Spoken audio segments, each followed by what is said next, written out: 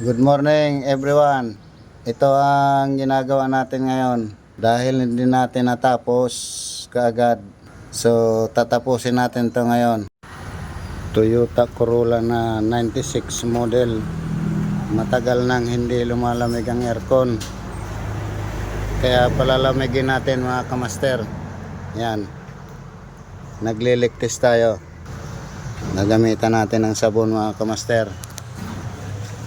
Yan ang special tools natin. At na-cleaning na natin to sa loob mga kamaster. Yan. Na-cleaning na natin yung napakarumi na evaporator. So yan mga kamaster. Palalamigin natin ang sasakyan na to. Dahil matagal nang hindi nakakatikim ng malamig na aircon. So yan lang po. Thank you for watching.